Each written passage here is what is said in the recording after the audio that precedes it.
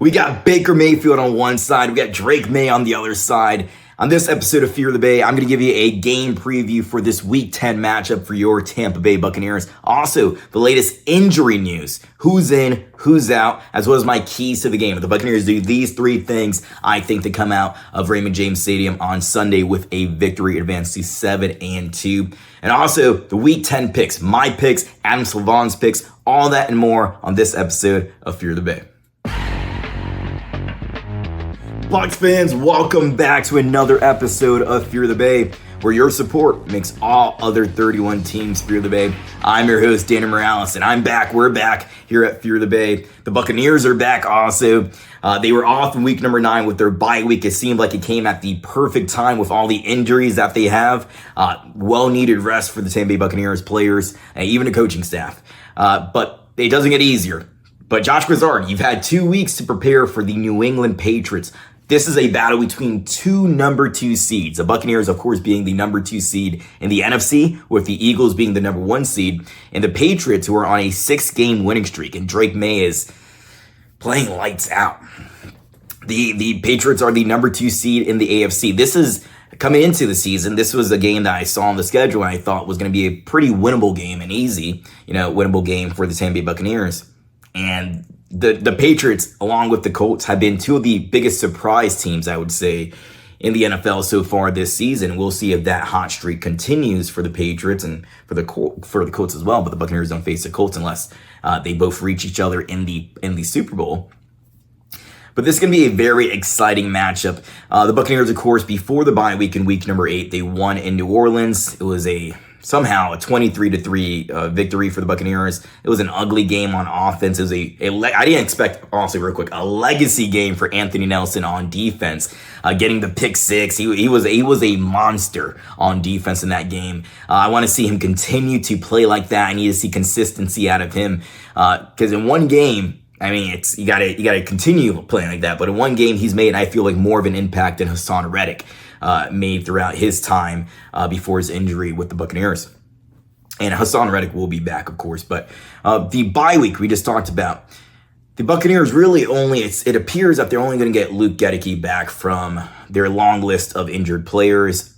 Doesn't seem, of course, like, well, we know now because they're ruled out. And we'll talk about injuries later on in the show, of course. But no Bucky Irving, no Chris Godwin Jr. It's just Luke. Luke is a guy who's going to return. It seems like, I feel like the signs are pointing that way. Of course, he's questionable this week. But that's another bodyguard. The book and tackle is back for the Tampa Bay Buccaneers. The enforcer is back for the Tampa Bay Buccaneers on that offensive line, and Luke Gedeke. Let's waste no more time. Let's get right into this game preview, this Week 10 game preview. This is going to be an epic clash. I'm excited. This is going to be probably the best game of the week. This is maybe the best game of the year. That might be, a little bit too high, man, but I'm excited about this game. Let's get now into the Week 10 game preview for your Tampa Bay Buccaneers. Each and every week here on Fear the Bay, I do a complete deep dive on the opposing team and who is the enemy of the Bay this week. Of course, it is the New England Patriots. They're on a 6-game winning streak, as I mentioned before. They are, again, the number 2 seed. They're sitting at 7-2 this season. Let's go into their offense first. Their offensive coordinator is Josh McDaniels. This offense has been extremely, extremely hot. The offense and defense, but the offense. In terms of total yards earned, racked up this season, the Patriots have racked up 3,156 total yards on offense. That ranks them 5th best in the entire league. And in terms of points per game, they have an average of 26.3 points per game. That is 7th best in the league. So top 5, they're number 5 in terms of total yards. They're 7th in points per game. How does this compare to the Tampa Bay Buccaneers defense led by play caller Todd Bowles? The Buccaneers defense has allowed, when it comes to yards allowed per game, they've allowed 321.4 yards per game. That is 15th best in the entire league, so middle of the pack. And then in terms of points per game allowed, they're also 15th. They've allowed 22.3 points per game. So middle of the pack offense in these defense in these two categories versus an offense that is top 5 in total yards and number 7 in terms of points per game. All right, Drake May, he's having a much better sophomore season, and an elite level sophomore season, a much better sophomore season than I expected him to have. He's getting the ball off very quickly. He's getting the ball off in 2.4 seconds on average. That is tied for second fastest in the entire league. He was the third overall selection last year in the 2024 draft out of North Carolina. From week number 1 to week number 7, on all of his throws, 20 plus yards down the field, he had 5 touchdowns and 4 incompletions. So he had more touchdowns on those deep ball throws than he had incompletions. 5 touchdowns, 4 incompletions. That's pretty cool to see. He's one of the better deep ball quarterbacks right now in the league. And week number 7 versus the Tennessee Titans. And the Tennessee Titans, of course, they're not a great team. They had the number 1 overall selection last year. They're probably going to be in contention to have the number 1 overall selection this year. But he had a 91.3% completion percentage. That is insane. That's a franchise record for the highest completion percentage in a single game. When you know Tom Brady was there for 2 decades, essentially. That is insane. He was able to beat, in his second year, have a higher completion percentage than Tom Brady did in every single one of his games. So let's continue here in terms of how he's doing this year. He's racked up 2,285 passing yards. That's fifth highest in the entire league. And in terms of completion percentage, we talked about his game, week 7 game against the Tennessee Titans, but that's been a consistent trend, not 90+% in terms of completion, but he has an average of 74.1% completion percentage this year, which is the highest. He has the best completion percentage in the entire league. 17 touchdowns, that puts him at fifth highest in the league, and only 4 interceptions. So the stats are pretty comparable, I would say, to a guy like Jared Goff, who has a high completion percentage, high touchdown to interception ratio. He's able to score. He's able to keep the ball safe. He is playing like a franchise quarterback, and I'm excited to see how Todd Bowles is going to scheme up against him. He's had 2 weeks, just like Josh Grizzard had 2 weeks, to scheme up against Mike Vrabel's defense. Todd Bowles has had 2 weeks to figure out how he's going to attack Drake May, this young quarterback. All right, running back, Stevenson is going to be out. Their RB1 is out with a toe injury. He missed week number 9 against Atlanta last week. And the rookie, Travion Henderson, a lot of fantasy football players,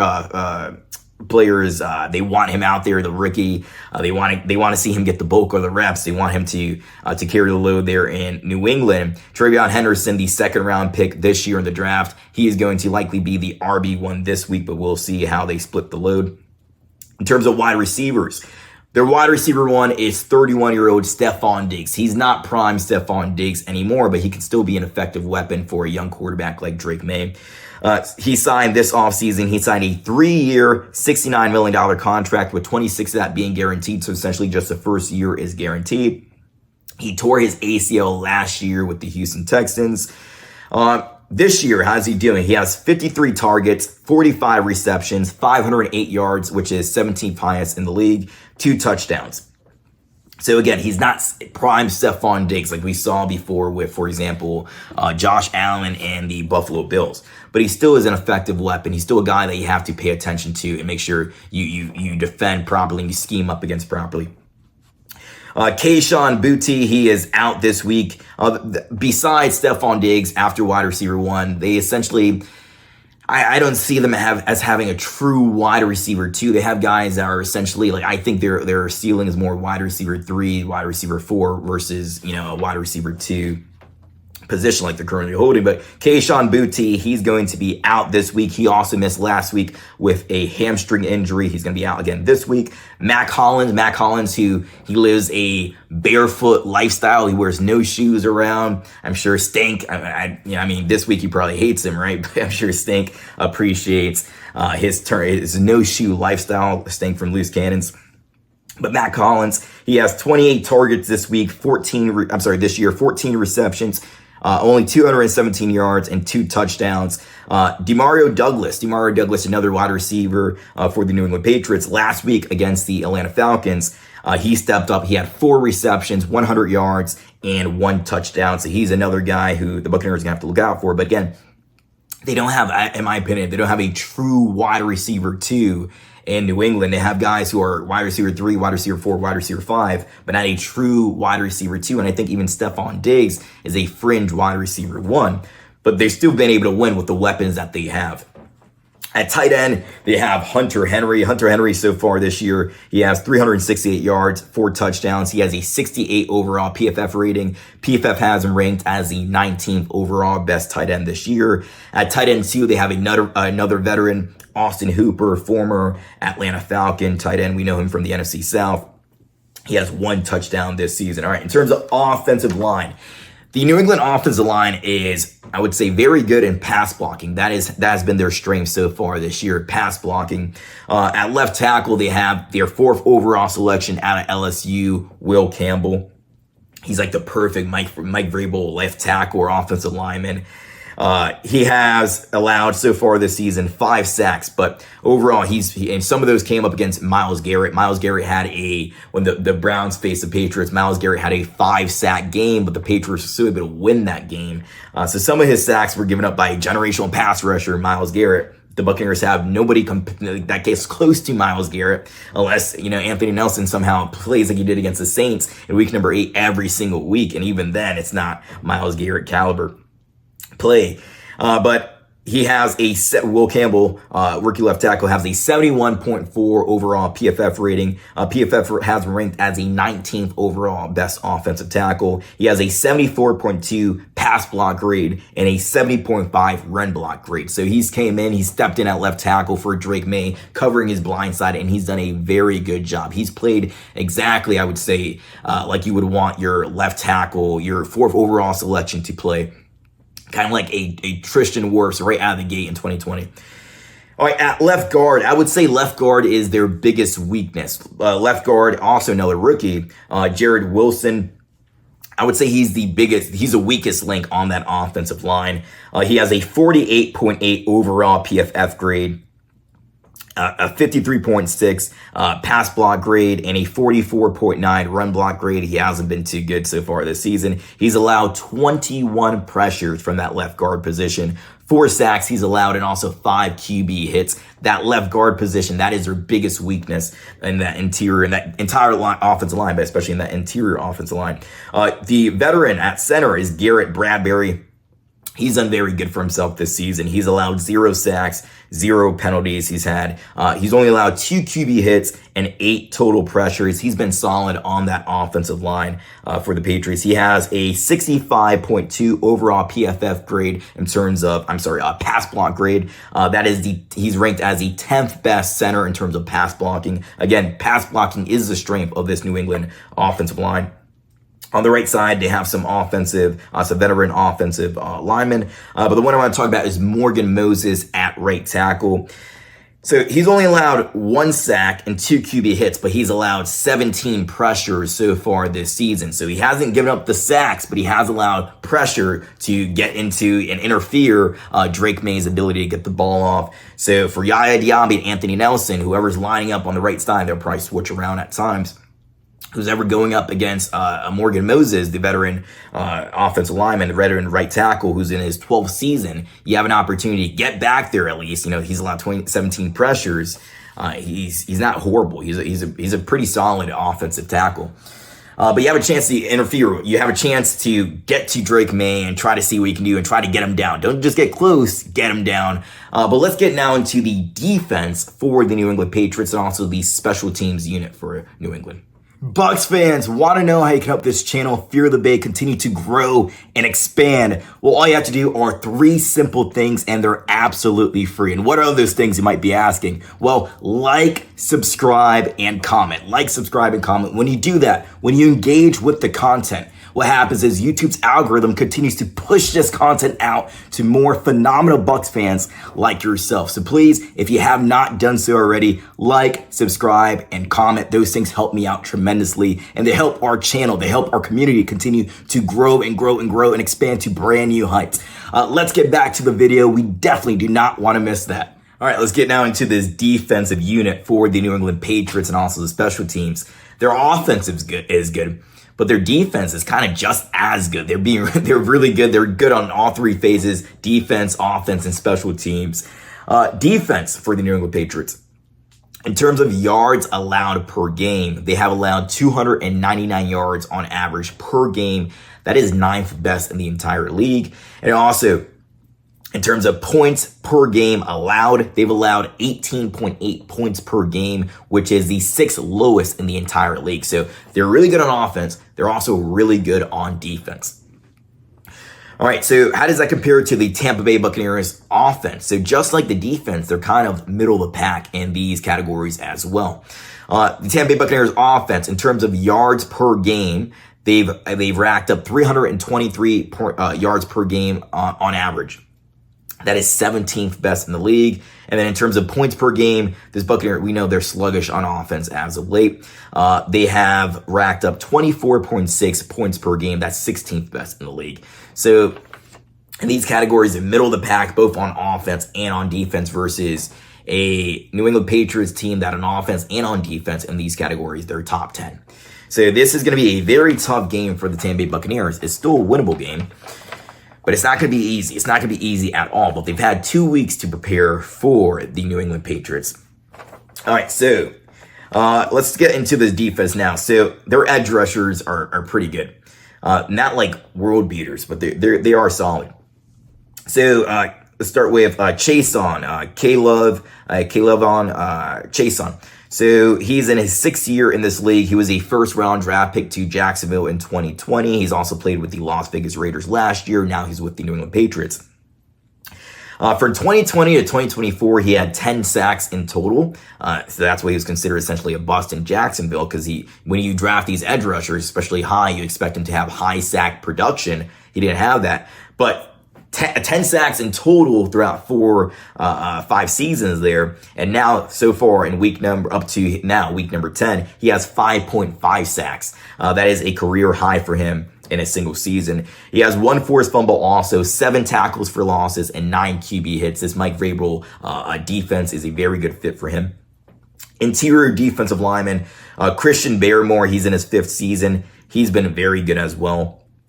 Last year, he missed most of the season with blood clots, medical issues. But he's back this year, and he has 25 total QB hurries, which puts him at number 1 among all defensive linemen. He has 0 sacks, but he's getting to the quarterback, causing pressure. He has 29 pressures also, which is 5th most in the league for defensive linemen.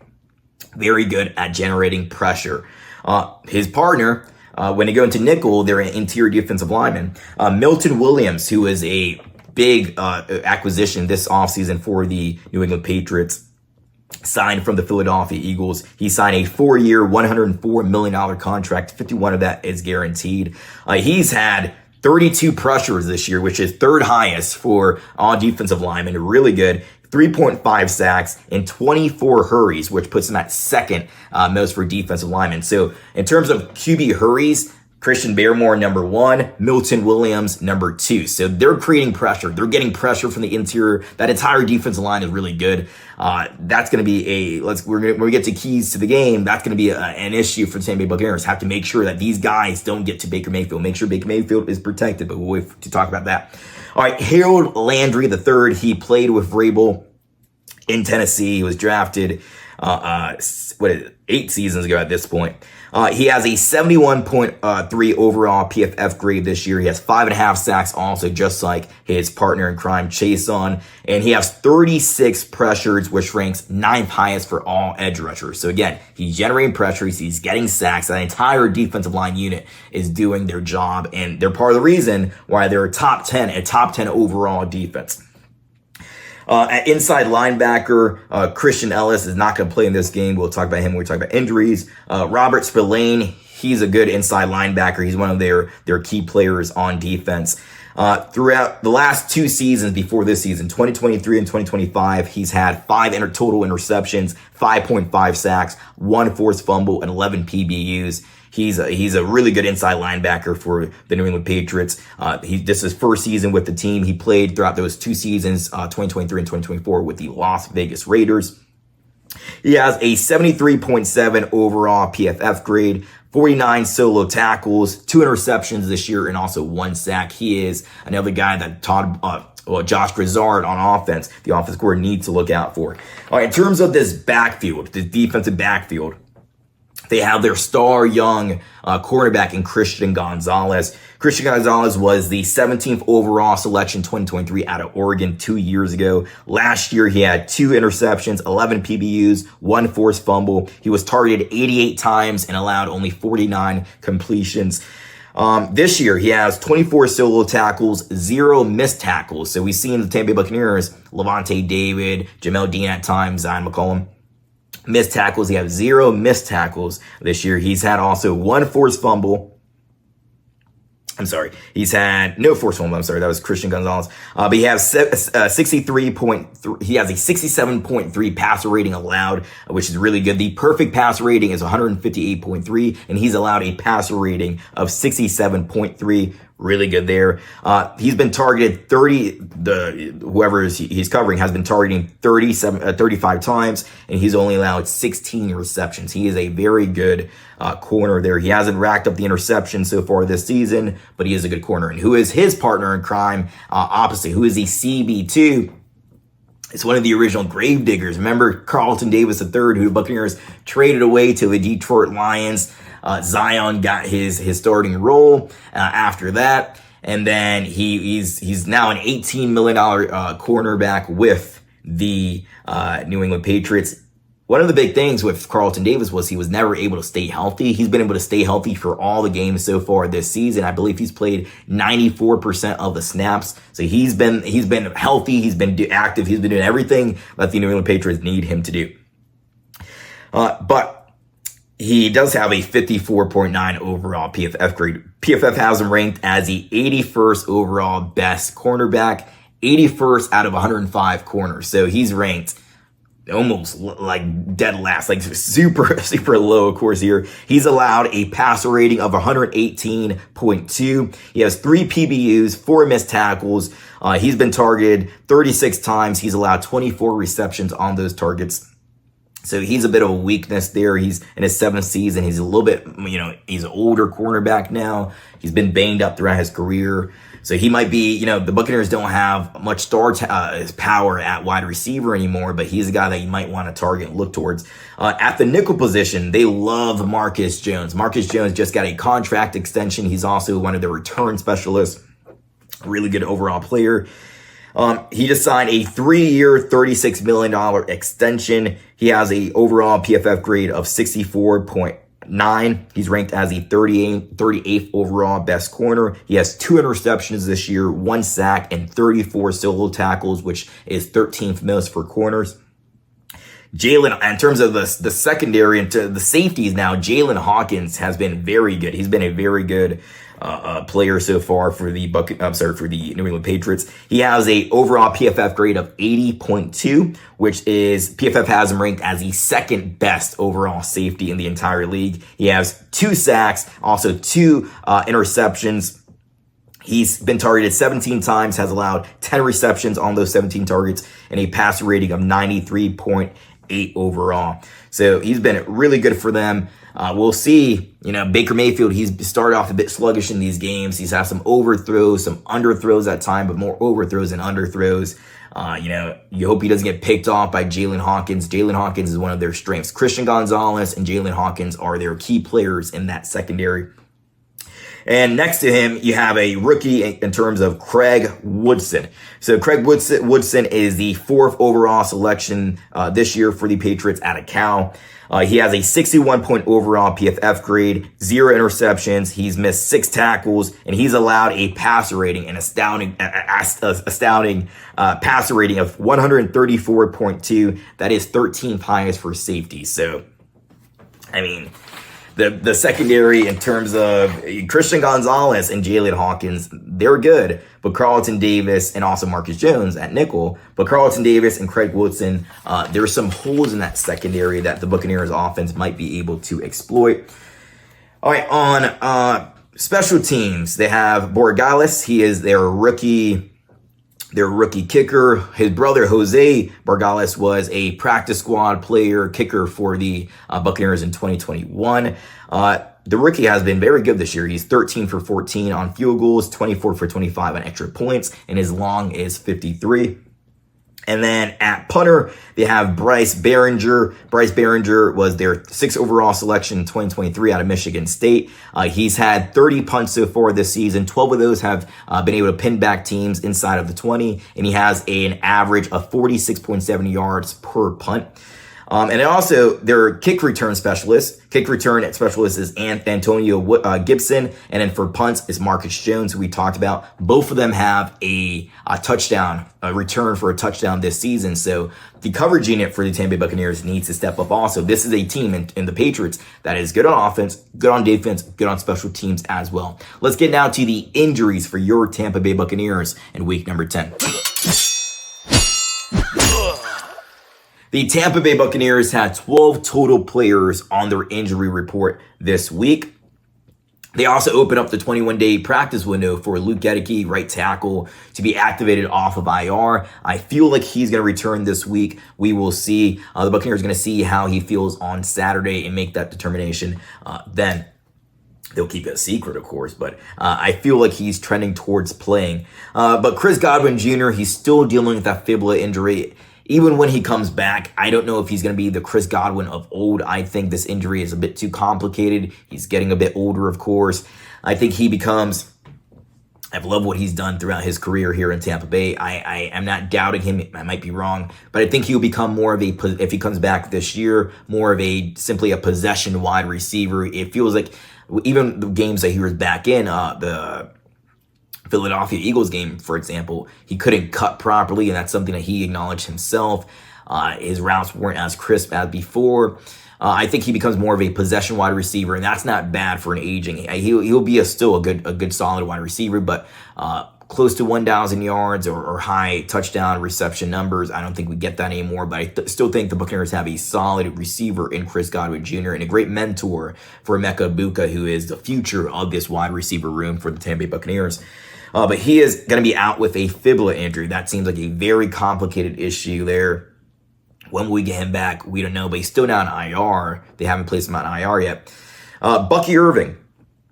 Bucky Irving, another guy who the Buccaneers decided not to place on IR because there was a potential of him returning, but it seems like the shoulder injury, that's what all we've heard. The shoulder injury is worse than the ankle, the foot injury that he suffered in the Philadelphia Eagles game. He didn't practice at all this week. He's going to be out. Hassan Reddick, he is out with an ankle and knee injury. He hurt his ankle and knee in the Detroit Lions game on, was it Sunday Night Football or Monday Night? I believe it was Monday Night Football at this point.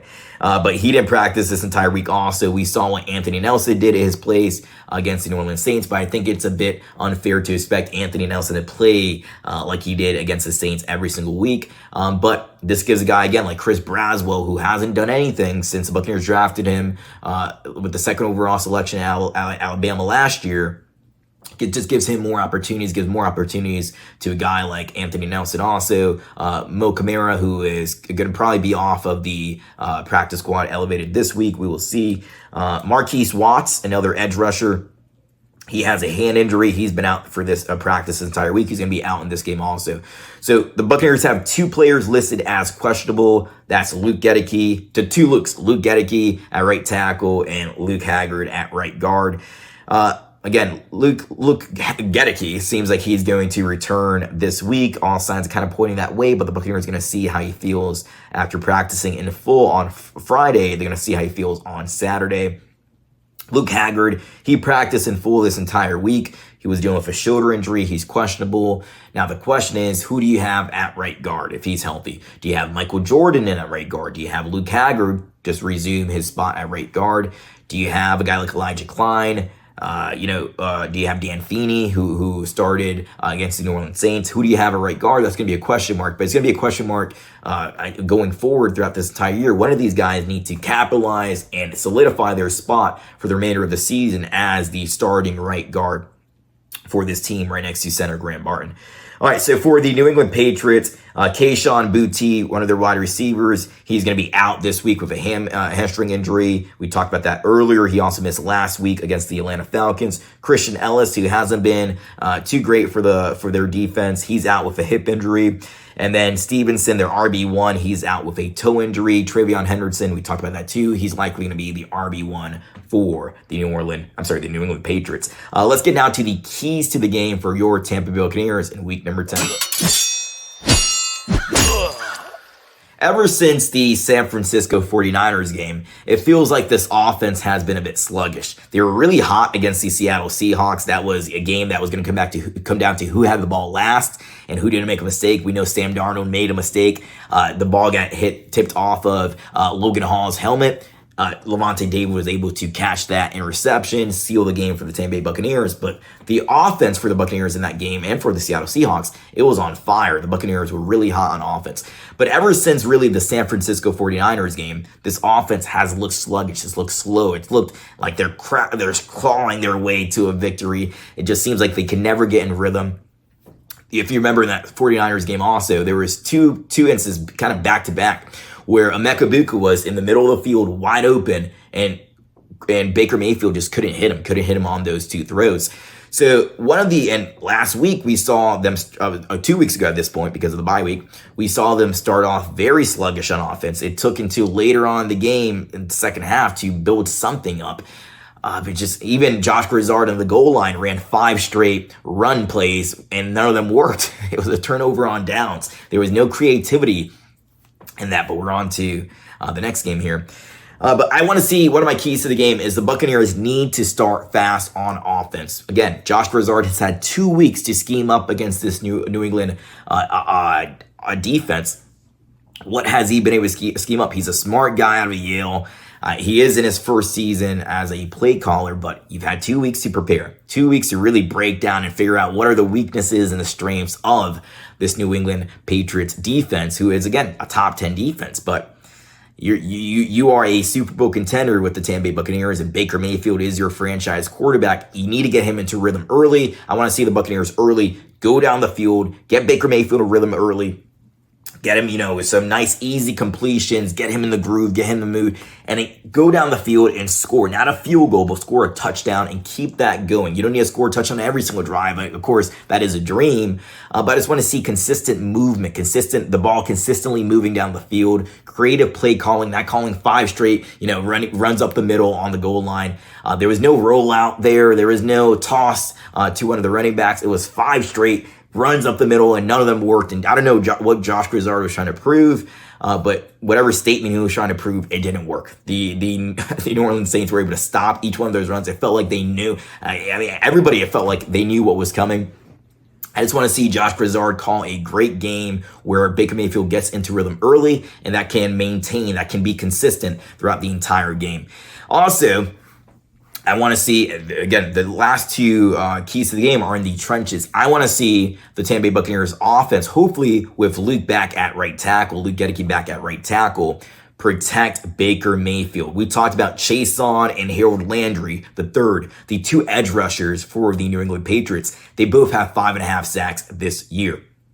And then their interior defensive linemen, Christian Barrymore and Milton Williams, they're number 1 and number 2 in terms of QB hits and pressures. So the Buccaneers offensive line needs to protect Baker Mayfield, needs to allow him to execute this offense, get the balls out. All he has really is Emeka Egbuka out there at wide receiver and, of course, Sterling Shepard, but the rest of the guys are just kind of like wide receiver 3s, 4s, and 5s. So in terms of overall talent at wide receiver, these 2 teams are pretty even. Emeka Egbuka has had another week to heal up his hamstring. He was able to play again in the Detroit Lions game, was able to play against New Orleans Saints, but I felt like he hasn't been as explosive as he was prior to that hamstring injury. So first key to the game, start fast. Second key to the game, protect Baker Mayfield. Don't allow the pressure to get to him in the pocket. Keep his pocket clean. Let him execute this offense. Let him get into rhythm early and often.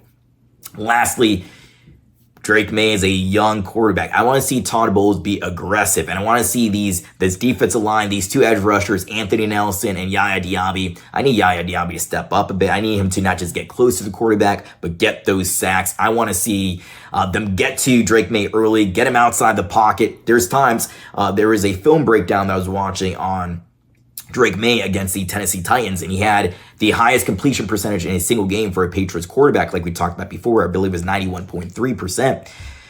But there was times when he just looked at the first read and maybe the second read, and then he just ran. He just ran with the ball, and he got first down. But he sometimes, because he's a young quarterback, he doesn't go through his reads fully, and he escapes the pocket when there is potential plays that he could have thrown with his hands, with his arm down the field, but he just decided to run a bit too early, get out of the pocket a bit too early.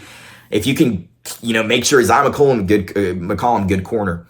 Jamel Dean has been a great corner. Jacob Parrish, this cornerback, Benjamin Morrison is back too. Tyke Smith, Antoine Winfield Jr. These defensive backs for the Buccaneers are really good. But if you can generate pressure on Drake May, that helps out the secondary. That allows them to make plays. That allows them to force incompletions, allows them to pick off the ball, do what they need to do, play a bit more aggressive also on that defensive backfield. So again, start fast. You've had 2 weeks, Josh Grizzard. Start fast, please. Get Baker Mayfield in a rhythm. It also comes down to the execution of your players, too. Start fast on offense. Protect Baker Mayfield. And also make sure you cross pressure. You create pressure, create havoc on Drake May. Make that pocket really messy for that young quarterback in his second year. Let's get now to the picks for week number 10. All the picks across the league. I'm going to give you my picks, Adam Slivon's picks right now. Let's get to that. Each and every week to close out Fear the Bay, I give you my picks, Adam Slivon's picks. We've been competing neck to neck. It's been a tough competition against Adam Slivon this year so far. You can go follow Adam on Instagram and X at Adam Lives On, Adam Livson. He's a phenomenal Tampa Bay Buccaneers follow. Go do that right now. He has a lead right now. We've been having it's a neck and neck race this entire year, but he has a 2-game lead heading into week number 10. He has an overall record of 90-44-1, and I have an overall record of 88-46-1. He has a 2-game lead, and we agree on essentially every single game this week in week number 10, besides one game. I'll save that game for last. All right, let's get into the Thursday night football game that happened. We both had the Denver Broncos winning that game. They ended up winning. The Atlanta Falcons this week are facing the 7-2 Indianapolis Colts. Just like the Patriots, the Colts have been a very good surprise team this year, led by Daniel Jones. We have both the Colts winning that game and the Atlanta Falcons losing again. The New Orleans Saints versus the Carolina Panthers. The Panthers have been hot as of late. I have, and Adam Slivon also has, the Carolina Panthers winning that game. The New York Giants versus the Chicago Bears. We both have the Bears, Caleb Williams winning that matchup. Jacksonville, Liam Cohen versus CJ Stroud, DeMeco Ryans, head coach of the Houston Texans. We're both taking, that's an AFC South divisional matchup. We both have the Jacksonville Jaguars winning that matchup. The Buffalo Bills versus the Miami Dolphins. The Buffalo Bills are a team that the Buccaneers will be seeing very closely. It'll be next week. But we both have the Buffalo Bills beating the Miami Dolphins. Baltimore versus Minnesota. That's a little bit of a tougher one because Lamar Jackson has been back. They've been on a little bit of, I believe, a 2-game win streak. But we both are taking the Ravens over the Vikings and J.J. McDaniels. All right, the Cleveland Browns versus the New York Jets. The New York Jets, they traded away Sauce Gardner to the Indianapolis Colts. They traded away Quentin Williams to the Dallas Cowboys, to blockbuster trades. They're rebuilding. They're going to restart from fresh. I don't see a problem with it. You couldn't win with those players. Aaron Glenn wants his own guys. If you can't win with them, you might as well trade them away and start this over from scratch. I don't see any problem with that mentality to fully rebuild and stock. They have quite a bit of first round picks and second round picks in the next few years. New England Patriots versus the Tampa Bay Buccaneers. I have, and Adam Slivon does also, the Tampa Bay Buccaneers winning that game against the New England Patriots. The whole week I was kind of like undecided on the fence, but anytime I'm kind of on the fence, I'm going to lean towards the Tampa Bay Buccaneers winning that matchup. The Arizona Cardinals versus the Seattle Seahawks. The Arizona Cardinals, the Buccaneers will be seeing in a few weeks. Kyler Murray goes on IR. Jacoby Brissett is the QB1. Seattle Seahawks, they've been phenomenal. They destroyed the Washington Commanders recently. We're both taking the Seattle Seahawks to win that matchup. Las Vegas Raiders versus a really banged up San Francisco 49ers team. We're both taking the Rams to win that one. Detroit Lions versus the Washington Commanders. The Washington Commanders lost, unfortunately, Jaden Daniels with a gruesome elbow dislocation injury. It was horrible to watch. In that game against the Seahawks. We're both taking the Lions and Jared Goff to win that matchup. The Pittsburgh Steelers versus the LA Chargers. The Pittsburgh Steelers have been solid as well. Both of these teams solid. We're taking the Chargers over the Pittsburgh Steelers. And then it comes down to this final game. The Philadelphia Eagles versus the Green Bay Packers. This is a game that we have a difference of opinion on. Adam has the Green Bay Packers winning that matchup. I have the Philadelphia Eagles winning this matchup. I think the Philadelphia Eagles are the better of the two teams. However, these games could go any single way, and that's going to be an important game because Adam has a 2-game lead on me. If the Eagles win, it gets cut in half to a 1-game lead, and then if the Packers win, Adam now has a 3-game lead on me in our head-to-head competition. Let's finish out the show with our closer now. Guys, thank you so much for watching this video. If you haven't done so already, please like and subscribe. My Fear the Bay Gunners, smash that subscribe button, hit the bell icon. Let's continue to grow Fear the Bay. We're extremely close to surpassing 400 subscribers, a very cool milestone. Also, on December 5th, December 6th, and December 7th. That's a Friday, a Saturday, and a Sunday. December 5th, 6th, and 7th. The Tampa Sports Collectors Expo will be here in Tampa at the Florida State Fairgrounds. I'm going to have an opportunity to co-host this event with my good buddy Louie. You can follow Louie on X at LouieFPP. He's also a Buccaneers podcaster as well. You can follow him on YouTube at Frozen Pirate Podcast. He does the Frozen Pirate Podcast. But we're going to have a chance to interview a few former and current athletes. Some Rays, for example. I don't know much about baseball, but we're going to interview, for example, BJ Upton. He's a confirmed guest for the Tampa Sports Expo. Also, Carlos Pena. For Tampa Bay Buccaneers, Simeon Rice. He's a confirmed guest to the Tampa Sports Expo. Hopefully, a former or future Hall of Famer. He's also going to be inducted into the Ring of Honor this year.